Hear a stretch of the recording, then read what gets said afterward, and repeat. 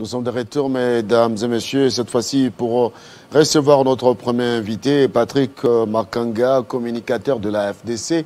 Patrick Makanga, bienvenue. Merci beaucoup, cher Crespin.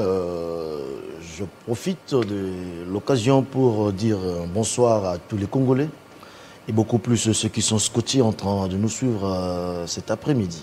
Merci beaucoup, Télé 50. Vous reçoit en rapport avec l'actualité. Nous avons suivi les manifestations à Goma où les jeunes sont sortis dans la rue pour réclamer les départs de la MONUSCO de la République démocratique du Congo. Mais bien avant cela, le président du Sénat, autorité morale de la FDC, était dans l'Est. Dans son discours, il avait réellement posé la question, nous avons suivi, qui sont pour le départ de la MONUSCO. Mais il a été dédouané par le porte-parole du gouvernement qui, dans son mot, avait clairement dit que la MONUSCO, c'est là. La MONUSCO a jeté de lui le fait en disant qu'il n'avait pas une armada militaire qui, en rapport avec le M23, l'armada militaire de M23 dépassait celle de FARDC. Ça a donné de la colère à la population congolaise. Mais dis-moi, il y a ceux qui pensent que l'approche utilisée par Modeste Bahati Lukwebo a été pour quelque chose dans ces manifestations. Qu'est-ce que vous dites? En tout cas, on n'interdirait pas aux gens de réfléchir ou soit de penser librement, et surtout que la constitution de notre pays garantit la liberté de penser, la liberté de conscience et la liberté d'expression, bien évidemment. Et de la même occasion, on n'interdirait pas au sénateur professeur Modeste Bahati Lukwebo d'émettre ses opinions. Mais d'ailleurs, c'est une garantie aussi dans la Déclaration universelle des droits de l'homme, si je ne me trompe, dans son article 19. Mais néanmoins, vouloir faire ce raccordement pour imputer, porter les chapeaux des troubles au président du Sénat, en tout cas, ça serait faire preuve de mauvaise foi. Cela dénote l'attitude des opportunistes et rabougris qui verraient en la personne du président du Sénat une opportunité et que face à n'importe quoi, on doit chercher nous y cramponner pour jeter de l'opprobre, car si on arrivait à le mettre en difficulté, nous aurons des opportunités que lui constituerait aujourd'hui entrave. Parce que nous avons vu, vous l'avez si bien dit à l'entame de votre propos, que c'est la population qui en a ras-le-bol. Et surtout, si moi, si je dois parler en toute franchise et en âme et conscience, je vous dirais que le chapeau doit être porté par Madame Bintou Keïta, qui, dans son rapport au Conseil de sécurité des Nations Unies, elle dira que les Nations Unies ne seraient pas à mesure d'appuyer nos forces, nos militaires du FARDC pour mettre hors d'état de nuire ces groupes terroristes du M23 sous prétexte que le M23 serait sophistiquement armé. Vous voyez, là, ça dénote déjà une sorte d'incapacité. Ça fait étalage des limites de cette mission. Donc, pour dire que la MONUSCO n'est pas à mesure d'assurer sa mission régalienne, qui est celui de protéger la population civile et d'appuyer l'RDC pour faire asseoir son intégrité territoriale. Donc, moi, je pense que le chapeau doit être porté par Mme Bintou Keïta à cause de son rapport, en tout cas, rempli de désespoir. Alors, face à une population qui a vu du reste que, en tout cas, on est abandonné à notre triste sort, et que 22 années durant, nous avons la présence de cette MONUSCO, et que le résultat, jusqu'à présent, n'est pas escompté, ben, la population s'est prise en charge sans que personne ne leur dise, parce qu'à ces jours, personne ne peut prouver, et sur le plan du droit, et sur le plan de je ne sais quoi, la responsabilité des troubles au procès Modeste Bahati Lukwebo, qui du reste n'a même pas eu à demander à la population de procéder à des marches pacifiques pour revendiquer le départ de la MONUSCO. Mais néanmoins, on voit qu'il y a des gens qui veulent faire des raccordements politiques. Je les ai traités tantôt des opportunistes et rabougris. Donc, nous osons croire que nous ne pouvons pas non plus refuser à la population des marches pacifiques, vous voyez un peu. Et surtout que c'est une garantie constitutionnelle. C'est une garantie constitutionnelle, si vous lisez la Constitution, je pense que si ma mémoire ne me trahit, c'est dans l'article 26. Les manifestations sont garanties, les manifestations publiques sont garanties. Donc nous devons, moi je pense que ça ne sert à rien de faire preuve de mauvaise foi. Nous devons tous être ensemble. Nous devons se mettre ensemble pour faire face à nos détracteurs aujourd'hui qui sont quand même. Vous avez vu la déclaration du professeur Modeste Bahatouloukobo pour fixer l'opinion et donner le point de vue de l'AFDC, appelant les jeunes à adhérer massivement au sein de notre armée pour que nous puissions aussi nous prendre en charge. Nous ne serons pas toujours là dépendants totalement de la communauté internationale, des Nations Unies qui du reste aujourd'hui, de par leurs déclarations, ils sont incapables de nous venir en aide. Il a appelé la jeunesse à adhérer beaucoup plus dans l'armée pour que nous puissions faire face à nos ennemis. Alors, dans un tweet que nous avons diffusé sur Télé 50, le secrétaire général des Nations Unies demande aux autorités congolaises de pouvoir prendre la responsabilité de traduire en justice tous les auteurs de ces manifestations. Pensez-vous que le sénateur Modeste Bahati risque? Non, même pas. Même pas. Pourquoi? De un, d'abord, il n'a pas demandé aux gens de manifester ni pacifiquement. Et surtout que cela a créé des troubles que ça a créé. Il ne les a pas demandés. Et nous ne sommes pas inquiétés. Nous sommes droits sur nos pieds. Et en plus de cela, nous avons eu à condamner la violence sous toutes ses formes. Quelle que soit la nature de ces auteurs, nous condamnons fermement la violence. Si une enquête sera... si on doit mener des enquêtes, tant mieux. Mais cela ne nous effraie pas, parce que la responsabilité du président du Sénat, la responsabilité du sénateur Modeste Bahatouloukobo ne peut nullement être prouvée, ni non plus être établie. Est-ce que c'est l'AFDC ou soit le professeur, le sénateur professeur Modeste Bahatouloukobo qui ont demandé à la population de sortir ce lundi? Non.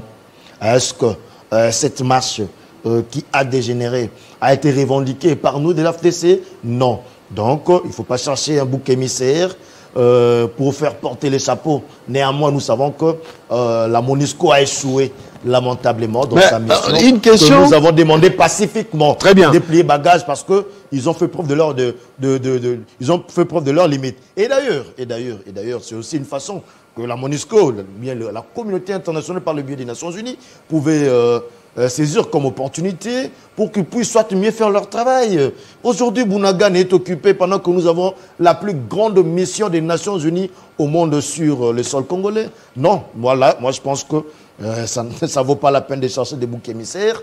Nous devons réfléchir, travailler pour les bien-être de la population. Et surtout, de sur quoi un parlementaire, grand leader de ce coin de l'Est, sujet à des troubles, d'émettre une opinion et de donner son avis en toute liberté. Est-ce qu'il était obligé de poser la question à la population durant son séjour à Bukavu pour demander qui sont pour le départ de la MONUSCO? N'est-ce pas là, c'est un grand leader, vous venez de le dire, ce n'est pas là une façon quand un président de l'Assemblée nationale se trouve en vacances parlementaires, chez lui, il pose la question comme ça.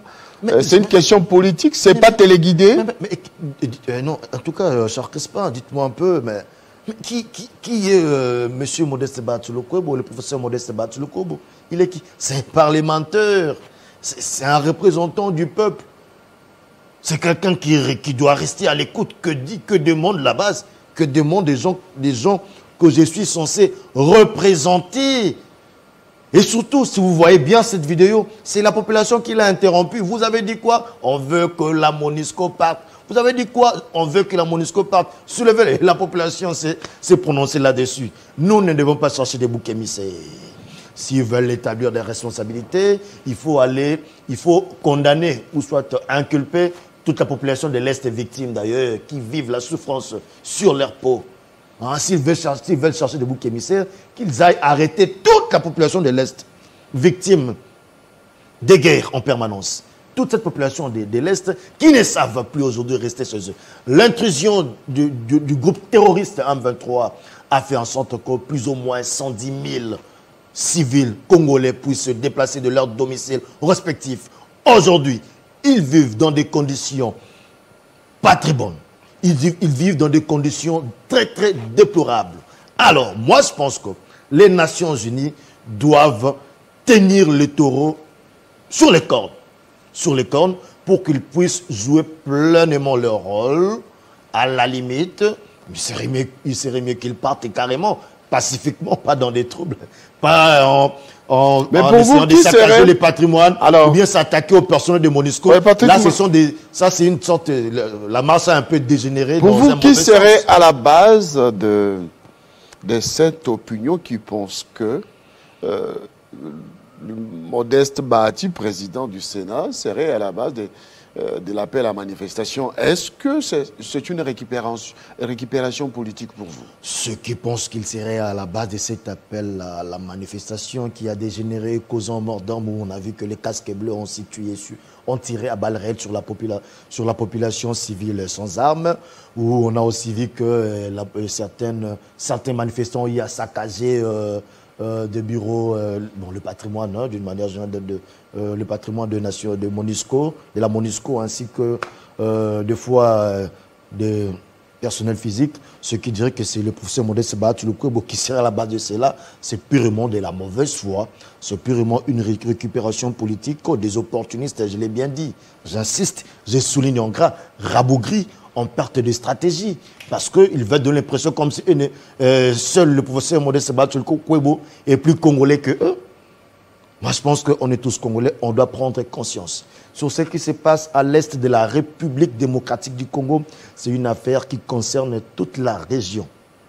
Et en plus de cela, nous devons savoir que notre région, aujourd'hui, est en sous-développement. Pourquoi? Parce qu'il y a encore un problème de l'intégration qui se pose. Parce que, parallèlement au processus de mondialisation, il a été prouvé noir sur blanc que l'intégration régionale est plus que jamais l'élément critique pour le développement de toute l'Afrique centrale. Or, si on doit parler de la région est d'ordre géopolitique qui nous renvoie à des interdépendances politiques, économiques, et voire même culturelles. Donc, moi je pense que l'avenir de notre région est fonction dépend de notre capacité en tant qu'Africains à créer ou à renouer des liens de confiance entre populations d'abord, entre institutions et entre organisations de par de dynamiques régionales et des actions transfrontalières concrètes. Ce sont là même le préalable pour la stabilité régionale. Et que nos pays censés être frères, doivent comprendre, raison pour laquelle l'actuel chef de l'État, Félix Antoine Tshisekedi Tshilombo, une fois au pouvoir, il a voulu jeter les passerelles de communication. Il a jeté des passerelles à tous nos voisins pour que nous puissions vivre comme des frères. Parce que nous avons un avenir, nous avons un avenir commun. Nous avons des intérêts qui convergent pour les biens de nous tous. Il est venu, il a tendu la main au Rwanda, il a tendu la main à tous nos pays voisins, parce que nos sorts sont liés. Si nous sommes sous-développés aujourd'hui, entre autres parce que l'Est de notre pays est sujet à des désordres, et que parmi ses voisins, tels que le Rwanda, l'Ouganda, le Burundi, serviraient des sorciers aux grands démons de la communauté internationale, des multinationaux.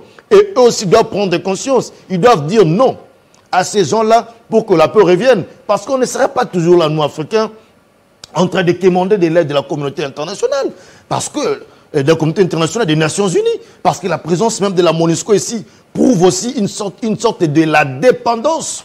62 ans après, de la dépendance. Si nous entrons dans l'esprit de grands panafricanistes tels que Kwame Nkrumah, on sent que l'Afrique n'a pas encore reçu l'indépendance tant voulue. On a eu la déclaration, mais l'indépendance, non. Alors, notre indépendance aussi dépend de notre façon ou des procédés que nous pouvons mettre en place pour vivre ensemble comme des frères, sans pour autant dépendre de la communauté internationale, sans pour autant dépendre des Nations Unies, qui restent 22 ans en RDC sans apporter de résultats escomptés. Très bien. Donc, le sénateur Modeste Bahati, vous dédouanez les sénateurs Modeste Bahati. Non, mais il n'y a pas question de dédouaner. On dédouane quelqu'un qui serait en difficulté, mais quelqu'un qui est clean, on ne le dédouane pas. Merci beaucoup. On ne le dédouane pas. Merci beaucoup.